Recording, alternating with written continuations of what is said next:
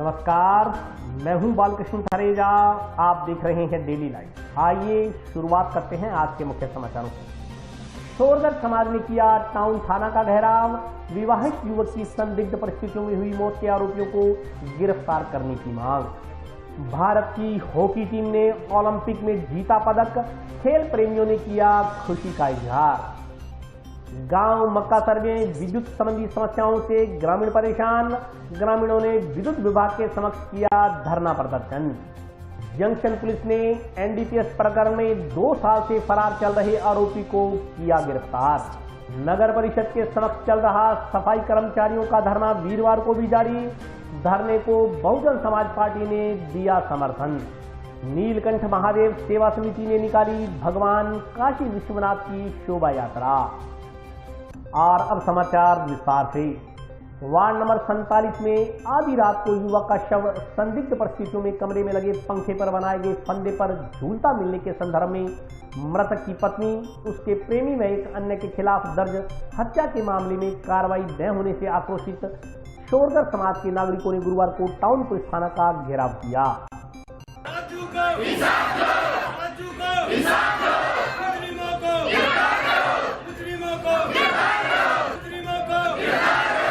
Town के ward number 47 में आधी रात को युवक का शव संदिग्ध परिस्थितियों में कमरे में लगे पंखे पर बनाए गए फंदे पर झूलता मिलने के संदर्भ में मृतक की पत्नी, उसके प्रेमी व एक अन्य के खिलाफ दर्ज हत्या के मामले में कार्रवाई न होने से आक्रोशित शोरगर समाज के नागरिकों ने गुरुवार को पूर्व घोषणा अनुसार टाउन पुलिस थाना का घेराव किया। घेराव प्रदर्शन कर रहे समाज के नागरिक पुलिस थाना के समक्ष बेब्यादी धरने पर बैठ गए। धरने पर बैठे लोगों ने 2 दिन में आरोपियों की गिरफ्तारी न होने पर पुलिस प्रशासन को आत्मदाह करने की चेतावनी दे डाली। धरने पर बैठे लोगों में काफी संख्या में महिलाएं भी शामिल हैं। इस मौके पर लोगों ने कहा कि मृतक राजकुमार उर्फ राजू पुत्र नंदराम शोरगर निवासी वार्ड नंबर 47 टाउन की पत्नी कमलेश के आकाश उर्फ कालू पुत्र रमेश शोरगर निवासी सब्जी मंडी के पीछे टाउन के साथ नाजायज संबंध है। इस बात का पूरे मोहल्ले को पता है। इसको लेकर कई बार पंचायतें भी हो चुकी थी, लेकिन कमलेश अपनी हरकतों से बाज नहीं आई और अपने पति राजकुमार उर्फ राजू को प्रताड़ित करती रही। 23 जुलाई की आधी रात को कमलेश ने आकाश उर्फ कालू व एक अन्य के साथ मिलकर अपने पति के सिर में पहले किसी वस्तु से चोट मारी। बेहोश होने पर साफे से गला घोंटकर राजकुमार उर्फ राजू का शव फांसी पर लटका दिया। आरोप है कि कमलेश ने पड़ोसियों को सूचना दी कि उसके पति ने फांसी खाकर आत्महत्या कर ली, लेकिन ऐसा नहीं था। मृतक राजकुमार उर्फ राजू के सिर में चोट का निशान था। कमरे व बेड पर खून के निशान थे। सबूत मिटाने के बाद राजकुमार उर्फ राजू की पत्नी ने घर से बाहर आकर शोर मचाकर यह जताने का प्रयास किया कि उसके पति ने आत्महत्या की है। जब शव का पोस्टमार्टम हुआ तो परिजनों ने आरोपियों की गिरफ्तारी न होने तक शव लेने से इनकार कर दिया था। तब पुलिस के उच्च अधिकारियों से वार्ता हुई। अधिकारियों ने 1 सप्ताह में आरोपियों को गिरफ्तार करने का आश्वासन दिया था, लेकिन आज घटना को 2 सप्ताह बीत चुके हैं। पुलिस ने कोई कार्रवाई नहीं की। यहाँ तक कि आरोपियों को थाना में बुलाकर बयान तक नहीं लिए गए। इससे शोरगर समाज के लोगों में आक्रोश है। उन्होंने कहा कि पुलिस को सचेत करने के लिए थाने का घेराव कर बेमियादी धरना शुरू किया गया है। पुलिस अधीक्षक को मांग पत्र सौंप बताया गया है कि जब तक आरोपियों की गिरफ्तारी नहीं होगी उनका धरना जारी रहेगा।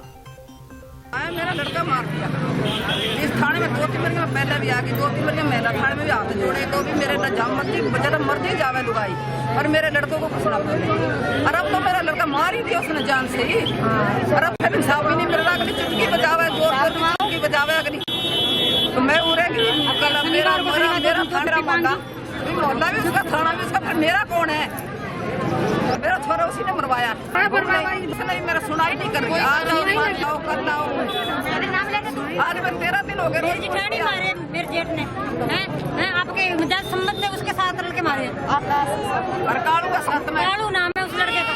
2-3 बार मेरे साथ मजाज संबंध में उसके साथ लड़के मारे। 2-3 बार मेरे पति का नाम लगा दिया, मेरे सास का नाम लगा दिया। हमको मारते हैं। हम तो रहते हैं गाँव में, श्रीनगर गाँव में। कपड़े पाड़ के मेरा थाना 4 बजे आ गई है। किस जुलाई की? हम तो रात को 2 बजे आएंगे तो काम कर ही रखो, अगली मार मूर के लटका रखो। क्या कहते हैं 2 दिन को टाइम लेते हैं, कभी 5 दिन को टाइम लिया। अभी तक गिरफ्तारी हुई। जमीन के ऊपर खून के धब्बा, पोछो लगा दिया, झाड़ू लगा दिया, मिनट में साफ कर दिया था। 23/7/2021 की घटना है। ये जो कमलेश है इसका पति था राजू। कमलेश के किसी अन्य व्यक्ति आकाश रूप नाजायज संबंध थे। इस बात का पूरे मोहल्ले को पता था और राजू के परिवार को पता था। इस बाबत कई बारी पंचायत भी हो चुकी थी, लेकिन वो जो कमलेश है इस बात से बाज नहीं आ रही थी और वह बराबर राजू को तारीफ करती थी। जिस दिन 23/7/2021 को जिस दिन राजू मरता है, उस दिन रात्रि के समय उसके सिर में कोई चोट मारी गई, उसको बेहोश करके और एक साफे से उसको गला घोट करके उसको फांसी पे लटका दिया और बाहर आके रोड़ा मचा दिया, कभी राजू फांसी खा के मर गया। लेकिन ऐसा नहीं था, लोगों ने देखा था, कभी उसके सिर में चोट मारी है, कमरे में खून भी खिला था, बेड पे खून भी पड़ा था, तो उसने बाद में साफ किया। साफ करने के बाद में उसने बाहर पोस्टमार्टम हुआ। पोस्टमार्टम करने के बाद में हमने डेड बॉडी लेने से इनकार कर दिया था, भाई जब तक उनको गिरफ्तार नहीं किया जाएगा हम डेड बॉडी नहीं लेंगे। फिर उच्च अधिकारियों से बैठ के बात हुई, उन्होंने कहा भी हम 7 दिन के अंदर, 1 हफ्ते के अंदर हम मुलजिमानों को गिरफ्तार कर लेंगे। लेकिन आज 2 हफ्ते हो चुके हैं, अभी तक पुलिस ने कोई कार्रवाई नहीं की, ना हम उसके कोई बयान लिए, ना उसको बुलाया गया है, ना कोई कार्रवाई की। इसी बात को लेकर के हमने आज थाने का घेराव किया है और एसपी साहब को लिखित में दे के आए हैं कि भाई हम जब तक उनको गिरफ्तार नहीं किया जाएगा हम थाने के आगे अनिश्चितकाल के लिए धरना लगाएंगे, जो हमने आज लगा दिया है। जापान के टोक्यो में चल रहे ओलंपिक खेलों में भारतीय हॉकी टीम द्वारा पदक जीतने पर जंक्शन में खेल प्रेमियों द्वारा खुशी का इजहार किया गया।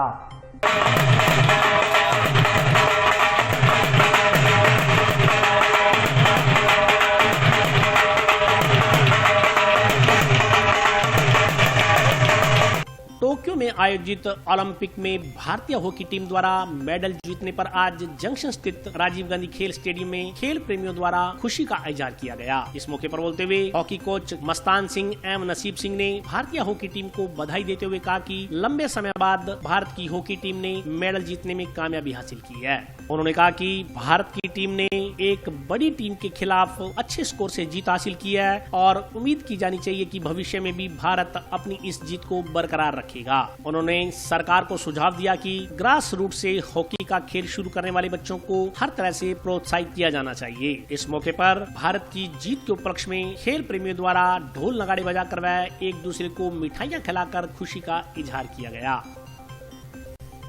टोक्यो ओलंपिक में ब्रॉन्ज मेडल मिलने पर जितनी मुझे खुशी है और हॉकी प्रेमियों को है, इसका कई सालों से हमको इंतजार था और पूरे टूर्नामेंट में और पुरुष वर्ग में जिस तरह की हॉकी खेली है हम कई सालों से उम्मीद कर रहे थे, लेकिन हम क्लिक नहीं कर पा रहे थे क्योंकि हम पोडियम पे नज़र नहीं आते थे, इसलिए सब ये कहते हॉकी में भारत पिछड़ा हुआ। लेकिन आपको बता दूं 3री रैंक है भारत की हॉकी पुरुष में और लड़कियों ने जिस तरह का प्रदर्शन किया है उनसे भी उम्मीद है कि वो ब्रॉन्ज मेडल जरूर लेंगी। और आज पुरुषों ने जिस तरह से प्रदर्शन किया है 5-3 इस तरह का फर्क रहना बड़ी टीम के खिलाफ और अब जो जीता है इसको हमको अब बरकरार रखना है। भारतीय टीम हॉकी में बहुत अच्छा कर रही है और इस माहौल को अब हमको बनाए रखना है ताकि ग्रास रूट पर जो हॉकी शुरुआत करें बच्चे उनको प्रोत्साहित किया जाए और आगे भी इसी तरह जो अगला पेरिस ओलंपिक है उसमें हम पहले 2 या पहली स्थान में रहें, इसकी मैं आशा करता हूं। पूरे देशवासियों को एक बार फिर हॉकी में मेडल आने के लिए बधाई देता हूं। जिसका सारे भारत को बहुत ही इंतजार था। भारतीय हॉकी टीम ने आज इतिहास रच दिया। 41 साल बाद ओलंपिक में ब्रॉन्ज मेडल जीतकर भारतीय हॉकी टीम ने सारे भारतवासियों को खुश कर दिया। सारे भारतवासियों को, सारे हॉकी प्रेमियों को, हॉकी खिलाड़ियों को बहुत बहुत बधाई हो, बहुत बहुत बधाई हो। अभी जिस तरह से हॉकी चल रही है उसके लिए बहुत प्रयास करने जरूरी हैं। आपने आज का मैच देखा होगा, जो स्किल, जो स्टेमिना और जो टेक्निक वगैरह है उसमें अभी थोड़ा सा हम पीछे हैं।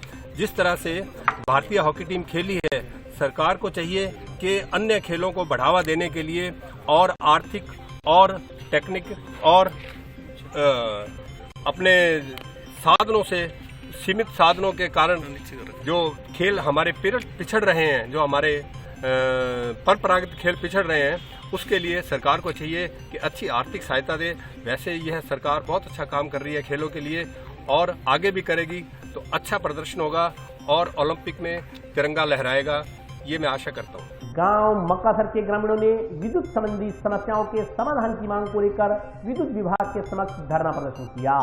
विभाग की दादागिरी नहीं चलेगी, नहीं चलेगी, नहीं चलेगी। इंकलाब जिंदाबाद, जिंदाबाद, जिंदाबाद। हमारी एकता जिंदाबाद, जिंदाबाद, जिंदाबाद।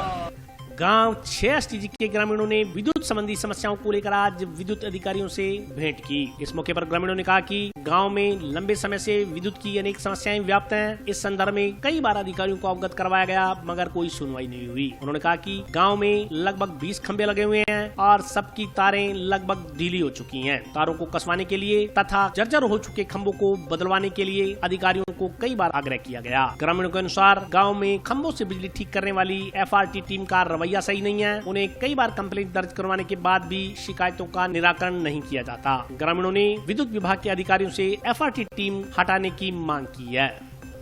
सर 6 STG का मामला है। इस मामले को लेकर है कि हमारे गांव के अंदर कोई भी प्रकार की कोई भी सुविधा नहीं है। ना तो कोई सड़कों की सुविधा है, ना कोई लैंड, किसी भी कोई भी कार्य का काम सही ढंग से नहीं हो रहा वहाँ पे। अगर सड़कें हैं तो वो सड़कों के अंदर जो भी पोल लगे हुए हैं वो कोई भी सही प्रकार से नहीं लगे हुए। कोई भी किसान आता है या गरीब आता है गांव के अंदर तो उनको बहुत ज़्यादा दिक्कत होती है। इसी बारे में लैंड को लेने के लिए आए, खंभों की समस्या को लेके आए सर। हमारे वहाँ से खंभे लगे हुए हैं सड़क के बीच, साधन टपने के लिए जगह नहीं है वहाँ पे। इसी समस्या को लेकर नेशनल हाईवे संख्या 754 HMH नहर के काश्तकारों में सड़क के दोनों तरफ सर्विस रोड बनाए जाने की मांग को लेकर अतिरिक्त कलेक्टर को ज्ञापन सौंपा। HMH नहर के नजदीक से निकलने वाली भारतमाला संख्या 754 के अमृतसर जामनगर के बीच से निकलने वाली सरकारी खालों के ब्लॉकों का साइज बढ़ाने की मांग को लेकर गुरुवार को HMH नहर के काश्तकारों ने अतिरिक्त जिला कलेक्टर को ज्ञापन सौंपा। ज्ञापन में शामिल काश्तकारों ने बताया कि भारतमाला रोड के एरिया में आने वाले सरकारी खालों का साइज 6x4 व नाकों का साइज 4x4 दिया हुआ है। इससे सड़क की चौड़ाई ज्यादा होने के कारण एक छोर से दूसरे छोर की तरफ किसान का आना जाना मुश्किल हो पाएगा, क्योंकि ये माप आवागमन के लिए बहुत ही कम है। उन्होंने कहा कि रात्रि के समय जहरीले जानवरों से किसान की जान को खतरा हो सकता है। इसके अलावा खालों की साफ सफाई में किसानों को भारी परेशानियों का सामना करना पड़ेगा। ज्ञापन में खालों का साइज बढ़ाकर 10 बाई 10 फुट साइज के ब्लॉक स्वीकृत करवाने व चक 12 व 14 HMH में मास्टर प्लान लागू करवाने तथा दोनों तरफ सर्विस रोड बनाए जाने की मांग की गई है। प्रतिनिधिमंडल में दर्शन सिंह, जगदीश चंद्र, भजनलाल ढाका, गुरमीत सिंह, लक्ष्मी नारायण, स्वर्ण सिंह, अमरीक सिंह, बूटा सिंह सहित अन्य काश्तकार मौजूद रहे।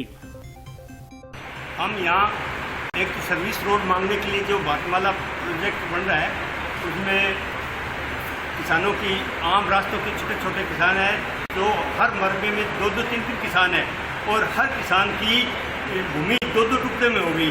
इसलिए हमें सर्विस रोड के लिए एक ज्ञापन दिया है कलेक्टर साहब को। दोनों तरफ सर्विस रोड बननी चाहिए जिससे आम किसानों के झगड़े खत्म हो जाए, रास्तों के हर किसान को वो सुविधा मिले, वरना हर किसान रास्ते के लिए SDM कोर्ट में चक्कर लगाता रहेगा और बड़ा दुखी होगा। और दूसरी बड़ी समस्या हमारी ये हुई कि हमें सिंचाई के लिए जो खाड़ा के साइज दे रहा है ये जो उसके अंदर वो 4 बाई 4 का है, हम मांगे 10 बाई 10 का होना चाहिए जिससे किसानों को एक तो मिट्टी से वो भर जाएंगे छोटे होंगे तो, और बड़े होंगे तो पानी भी निकल जाएगा और किसान अपना रोड बहुत लंबी चौड़ी होगी और लगभग 310 फुट की है। उसमें एक छोर से दूसरी साइड में जाने में किसान सक्षम नहीं, ऊपर से होकर जाने में। अगर 10 बाई 10 का होगा तो किसान अपना एक साइड से दूसरे छोर से पानी संभालने के लिए जा सकता है और उसे सुविधा होगी। हम मांग रहे हैं कि ये जो हमारा खाड़ी का साइज है वो 10 बाई 10 का होना चाहिए। बोर्ड को अंक भेजने में पक्षपात एवं भेदभाव करने का आरोप लगाते हुए कक्षा 12वीं के बच्चों के अभिभावकों ने गुरुवार को जिला मुख्यालय स्थित विरासत सीनियर सेकेंडरी स्कूल के प्रबंधकों को ज्ञापन सौंपा। बोर्ड को अंक भेजने में पक्षपात एवं भेदभाव करने का आरोप लगाते हुए कक्षा 12वीं के बच्चों के अभिभावकों ने गुरुवार को जिला मुख्यालय पर स्थित विरासत सीनियर सेकेंडरी स्कूल के प्रबंधक को ज्ञापन सौंपा। उन्होंने परिणाम में सुधार करके पुनः परिणाम जारी करवाने की मांग की। साथ ही अभिभावकों का कहना था कि होनहार एवं मेहनती होने के बावजूद कम अंक आने के चलते उनके बच्चे मानसिक तनाव में हैं। ऐसे में उन्होंने गलत कदम उठाया तो उसकी जिम्मेवारी विद्यालय प्रशासन व बोर्ड की होगी। विद्यालय प्रबंधक से मिले अभिभावकों ने बताया कि उनके बच्चे विरासत सीनियर सेकेंडरी स्कूल में विज्ञान वर्ग के कक्षा 12वीं के नियमित छात्र छात्राएं हैं जो बेहद मेहनती व होनहार हैं। उन्होंने 10वीं बोर्ड की परीक्षा में लगभग 80 से 95% अंक तक हासिल किए। इस बार कोविड-19 महामारी की वजह से न तो नियमित रूप से कक्षाएं लगी और न ही परीक्षाएं हुई। मात्र सरकार के नियमानुसार विद्यालय प्रशासन एवं कर्मचारियों के माध्यम से बोर्ड को अंक भेजे जाने थे, लेकिन विद्यालय प्रशासन ने बच्चों के अंक सही तरीके से न भेजकर पक्षपात एवं भेदभावपूर्ण तरीके से भेजे हैं। इसके आधार पर बोर्ड की ओर से बच्चों के अंक निर्धारण कर परिणाम जारी किया गया। बोर्ड ने भी न तो बच्चों के 10वीं के अंकों का अवलोकन किया तथा न ही जिले के अन्य विद्यालयों के परिणामों को ध्यान में रखा गया। बच्चों के साथ पक्षपात एवं भेदभावपूर्ण रवैया अपनाकर परिणाम जारी किया गया है। अभिभावकों ने मांग की कि बच्चों के 10वीं के अंक एवं जिले के अन्य विद्यालयों के परिणामों को ध्यान में रखते हुए पुनः अंक भेजकर पुनः परिणाम जारी करवाया जाए। अन्यथा किसी बच्चे ने मानसिक तनाव के चलते कोई अप्रिय कदम उठा लिया तो इसकी पूर्ण जिम्मेवारी विद्यालय प्रशासन में कर्मचारियों तथा बोर्ड सचिव की होगी। अभिभावकों द्वारा विद्यालय प्रबंधन को ज्ञापन देने के बाद इसी आशा का ज्ञापन जिला कलेक्टर को सौंपा गया।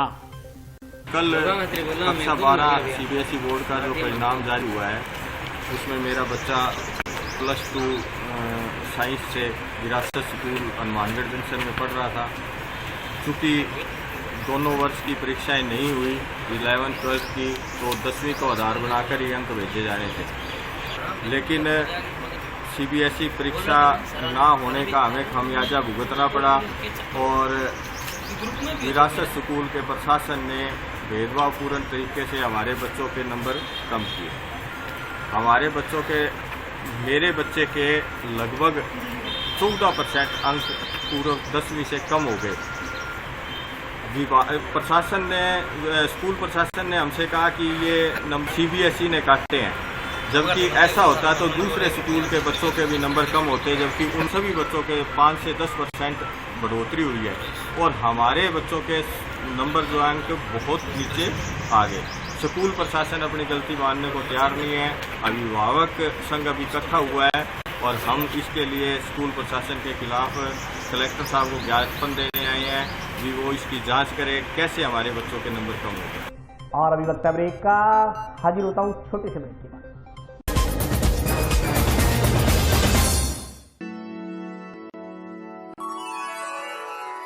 यूं तो कई बार मुझे हंसते देखा है, पर ये हंसी कुछ और है। ये गहना मुझ पर जचता है, पर ये महज एक गहना नहीं। ये रूपरेखा है मेरे मन की, हंसती खिलखिलाती लहरों की, जो आतुर थी अब तक मुझ पर सजने को। इसलिए ये गहना ही मेरा सच्चा श्रृंगार है, श्रृंगार है, श्रृंगार है।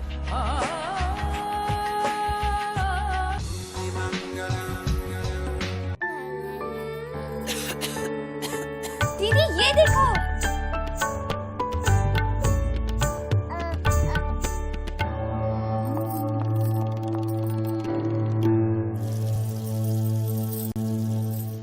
नोवेल कोरोना वायरस बीमारी को फैलने से रोका जा सकता है। खांसी और छींक के बाद और बच्चे को छूने से पहले अपने हाथों को साबुन से धोकर इसे फैलने से रोक सकते हैं। वो डॉक्टर साहब हैं? भाई साहब, खांसी और बुखार था, सोचा चेक करवा लूं।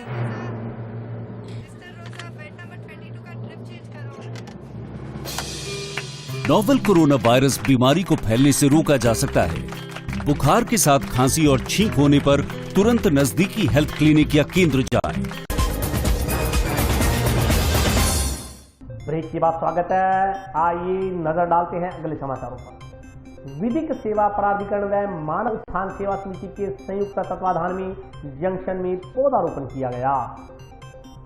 विधिक सेवा प्राधिकरण तथा मानव उत्थान सेवा समिति द्वारा जंक्शन में पौधारोपण किया गया। इस संदर्भ में जानकारी देते हुए जिला विधिक सेवा प्राधिकरण की सचिव श्रीमती संदीप कौर ने आमजन को पौधारोपण के प्रति जागरूक करते हुए कहा कि सनातन धर्म में वृक्षों की पूजा की जाती है। ये वास्तव में पूजनीय है। वृक्ष हमें हमेशा देते हैं। हम जो आज अनाज खा रहे हैं या स्वच्छ वातावरण में जीवन यापन कर रहे हैं तो ये वृक्षों की ही देन है। उन्होंने कहा कि हमारा जीवन और वृक्ष एक कड़ी से जुड़े हुए हैं। यदि वृक्ष नहीं होंगे तो बरसात नहीं हो पाएगी और यदि बरसात नहीं हुई तो अनाज का उत्पादन नहीं किया जा सकेगा और यदि अनाज नहीं हो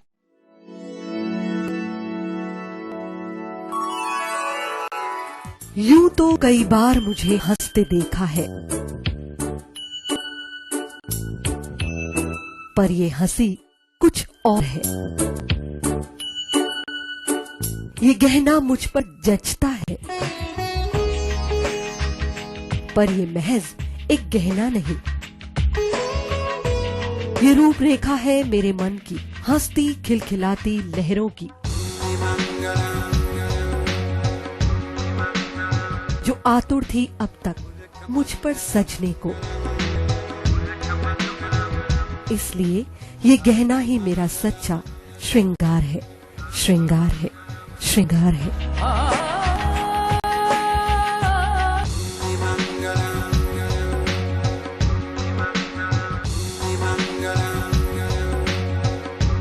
मालवा का पहला और सबसे advance hair transplant clinic Garg clinic Bathinda. Garg clinic पर अति आधुनिक जी फैक्टर FUE तकनीक द्वारा हेयर ट्रांसप्लांट किया जाता है। हेयर ट्रांसप्लांट में सिर के पीछे के बाल लेकर गंजेपन वाली जगह पर नेचुरल तरीके से लगाए जाते हैं।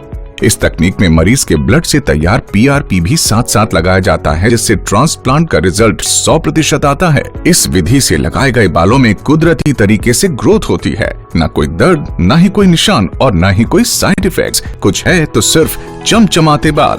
गर्ग क्लिनिक पर इस तकनीक द्वारा हर प्रकार के गंजेपन का इलाज किया जाता है, चाहे वो सिर का गंजापन हो या फिर दाढ़ी, मूंछ या आईब्रो पर बालों का न होना। गर्ग क्लिनिक को पंजाब के बेहतरीन हेयर ट्रांसप्लांट क्लिनिक का अवार्ड मिला है, जो कि माधुरी दीक्षित और वीरेंद्र सहवाग द्वारा दिया गया। इसके अलावा गर्ग क्लिनिक में आधुनिक लेटेस्ट लेजर डायोड मशीन द्वारा अनचाहे बालों से पाएं हमेशा के लिए छुटकारा। तो फिर आप भी इन टेक्निक्स का लाभ उठाएं, अपने चेहरे की खूबसूरती को और बढ़ाएं। याद रखें, Garg clinic, Namdev road, Bathinda. Phone 9814820590 9781014455। होगा तो हमें खाने के लाले पड़ जाएंगे। इसलिए प्रत्येक व्यक्ति का यह दायित्व है कि वह अपने जीवन में पौधारोपण अवश्य करे। उन्होंने कहा कि रालसा के निर्देशों पर शीघ्र ही स्वच्छता अभियान भी चलाया जाएगा। उन्होंने आमजन से आह्वान किया कि प्रत्येक व्यक्ति समय की स्वच्छता भी रखे तथा आसपास के वातावरण को भी स्वच्छ बनाए रखे। आज ये वृक्षारोपण का कार्यक्रम किया जा रहा है, जो मानव उत्थान सेवा समिति और जिला विधिक सेवा प्राधिकरण दोनों के कोऑपरेशन और कोऑर्डिनेशन के साथ आज आरंभ किया गया है। हमारी संस्कृति में वृक्षों की पूजा की जाती है, क्योंकि जो वृक्ष हैं वो हमेशा देते ही हैं। जो हम खा रहे हैं, जो हवा में सांस ले रहे हैं, उस सब के लिए कौन जिम्मेदार है? वृक्ष हैं। अगर वृक्ष नहीं होंगे, बरसात नहीं होगी, बरसात नहीं होगी तो भोजन नहीं होगा, पानी पीने के लिए नहीं होगा। तो हम हमेशा से वृक्षों की जो हमारे लिए परोपकार किया जाता है उसके लिए कृतज्ञ रहते हैं। इसके साथ ही मैं ये बात भी कहना चाहती हूँ कि जिला विधिक सेवा प्राधिकरण के द्वारा स्वच्छता के संबंध में इस माह कार्यक्रम किए जाएंगे, जिसके संबंध में हमें रालसा से निर्देश प्राप्त हुए हैं। सब लोग अपनी स्वयं की स्वच्छता और अपने वातावरण की स्वच्छता के प्रति जागरूक हो। इस संबंध में हम भरपूर प्रयास करेंगे। जंक्शन के काशी विश्वनाथ मंदिर में चल रहे धार्मिक आयोजनों के क्रम में गुरुवार को भगवान शिव की शोभा यात्रा निकाली गई। जंक्शन की देवभूमि में स्थापित काशी विश्वनाथ मंदिर में भगवान शिव की मूर्ति की प्राण प्रतिष्ठा के उपलक्ष्य में करवाए जा रहे विभिन्न धार्मिक आयोजनों के तहत आज श्रद्धालुओं द्वारा शोभा यात्रा निकाली गई। इस संदर्भ में जानकारी देते हुए नीलकंठ महादेव सेवा समिति के अध्यक्ष अश्विनी नारंग ने बताया कि आज पूरे शहर में शोभा यात्रा निकाली गई। शोभा यात्रा कोरोना गाइडलाइन की पालना करते हुए पूरे शहर का चक्कर लगाते हुए पुनः देवभूमि में आकर समाप्त हुई। उन्होंने कहा कि 6 अगस्त से काशी विश्वनाथ मंदिर के कपाट श्रद्धालुओं के लिए नियमित रूप से खोल दिए जाएंगे। आज श्री नीलकंठ महादेव सेवा समिति द्वारा जो काशी विश्वनाथ महादेव मंदिर की प्राण प्रतिष्ठा कार्यक्रम चल रहा है, उसका पूजा का 6वां दिन था।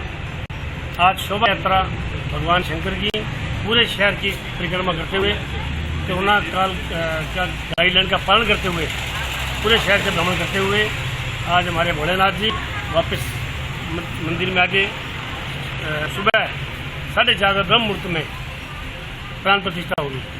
कल सुबह 10 बजे से आम जनता के लिए, हर नागरिक के लिए, हर भक्त के लिए मंदिर खुला होगा। जल चढ़ाने के लिए सभी लोग आए, भगवान शंकर का जलाभिषेक करें और लंगर प्रसाद ग्रहण करें। टाउन स्थित नगर परिषद के समक्ष चल रहा सफाई कर्मचारियों का धरना वीरवार को भी जारी रहा। वीरवार को बहुजन समाज पार्टी ने सफाई कर्मचारियों के धरने को अपना समर्थन दिया। कर्मचारी एकता, कर्मचारी एकता, कर्मचारी एकता, कर्मचारी एकता। टाउन स्थित स्थित नगर परिषद के समक्ष चल रहा सफाई कर्मचारियों का धरना वीरवार को भी जारी रहा। वीरवार को बहुजन समाज पार्टी कार्यकर्ताओं ने सफाई कर्मचारियों के धरने को अपना समर्थन दिया। इस मौके पर बोलते हुए बहुजन समाज पार्टी के पदाधिकारियों ने कहा कि सफाई कर्मचारियों की वजह से ही हमारे शहर में स्वच्छता का माहौल बना हुआ है। उन्होंने कहा कि यदि इन्होंने अपनी मांगों के समर्थन में हड़ताल को लंबा कर दिया तो शहर में सफाई व्यवस्था चरमरा जाएगी और बीमारियां फैलने की आशंका पैदा हो जाएगी। उन्होंने कहा कि सफाई कर्मचारियों की 6 सूत्री मांगे बिल्कुल जायज हैं। इन्हें समय पर वेतन मिलना चाहिए, मगर नगर परिषद प्रशासन इनकी मांगों पर गौर करने के लिए तैयार नहीं है। उन्होंने चेतावनी दी कि यदि कल तक नगर परिषद प्रशासन द्वारा सफाई कर्मचारियों की मांगों को नहीं माना गया तो बहुजन समाज पार्टी कल से सफाई कर्मचारियों का समर्थन करते हुए धरने पर बैठेगी। आज वाल्मीकि समाज जो सफाई कर्मचारी हैं हनुमानगढ़ नगर पालिका के अंदर, उनकी बहुत सी मांगे हैं जो वाजिब मांगे हैं। एक तो उनको जो तनख्वाह है सही टाइम पे नहीं मिलती है और भारत के अंदर देश की आज़ादी के 70 साल बाद भी इनका शोषण हो रहा है। और मैं चाहता हूं कि जब आदमी कूड़ा करकट और शहर की गंदगी जो साफ करने वाले लोग हैं, जिसकी वजह से शहर साफ सुथरा रहता है, उनको समय पे तनख्वाह नहीं मिलती, ये एक दुख का विषय है। और इस समाज के लोगों को, बहन बेटियों को जो काम पे जाती है उनको टॉर्चर किया जाता है, उनको समय पे तनख्वाह नहीं दी जाती है। बहुत सी इनकी जो 6 सूत्री मांगे हैं जो मैंने पढ़ी है वो वाजिब मांगे हैं। अगर इन मांगों को पूरा नहीं किया जाता है समय पे अगर सुनवाई नहीं होती है, नगर पालिका इनकी तरफ ध्यान नहीं देती है, तो हमारी पूरी बहुजन समाज पार्टी सफाई कर्मचारियों को समर्थन करती है। और हम कल से इस मैदान के आगे यहाँ पूरी तरह जाम लगाएंगे और इस नगर पालिका के जो कर्मचारी हैं या जो चेयरमैन साहब है उनसे भी हम निवेदन करना चाहते हैं कि इन सफाई कर्मचारियों को जो भी वाजिब मांगे हैं इनको मानकर इनको खुश करके यहाँ से धरने से उठाया जाए। लेकिन इन गरीबों की अब तक कोई तात पुकार लेने नहीं आया है। आज धरने का जो है 8वां दिन है और अभी तक नगर परिषद प्रशासन की ओर से कोई भी वार्ता के लिए हमें कोई समाचार प्राप्त नहीं हुआ है। और मैं नगर परिषद प्रशासन को ये चेताना चाहता हूँ कि ये धरना अब वो धरने के स्तर पे नहीं रहेगा और इसमें बाहर से संगठन के उच्च अधिकारी भी आएंगे, और सफाई कर्मचारी भी अपना जो है सफाई कार्य ठप करेंगे। एनजीओ के मार्फत जो सफाई का जो कार्य के लिए कहा है उन्होंने, वो एनजीओ इतने रखने के सक्षम नहीं है। जो सफाई कर्मचारी परमानेंट है नगर परिषद में वो समस्त हमारे साथ है और एनजीओ के भी हमारे पास बैठे हैं, अभी धरना स्थल में बैठे हैं, वो कार्य नहीं करेंगे। उनको 5000 में रखा हुआ है और जबकि श्रम विभाग द्वारा जो देय राशि है प्रतिदिन की वो 300 कुछ लमसम है, जो समथिंग है वो देय राशि है, वो उनको मिल नहीं रही। और इसी के चलते हमारे पास में एनजीओ के जो लगा रखे हैं इन्होंने सफाई कर्मी, वो हमारे साथ ही बैठे हैं और भी भाई बहन हमारे साथ हैं। वो एनजीओ पे कोई काम नहीं करेगा, सफाई का कार्य ठप हो जाएगा। और आज 3 बजे के लगभग जो है सफाई कर्मी इकट्ठे हो जाएंगे। सभी सफाई कर्मी एक साथ हमारे साथ धरने पर बैठेंगे, कार्य सभी सफाई कर्मचारियों का ठप हो जाएगा, फिर इन्हें वार्ता करनी पड़ेगी। आज तक कोई भी प्रशासन की ओर से वार्ता नहीं करी गई है। जंक्शन पुलिस ने एनडीपीएस प्रकरण में 2 साल से भी अधिक समय से फरार चल रहे इनामी अपराधी को गिरफ्तार करने में सफलता हासिल की है।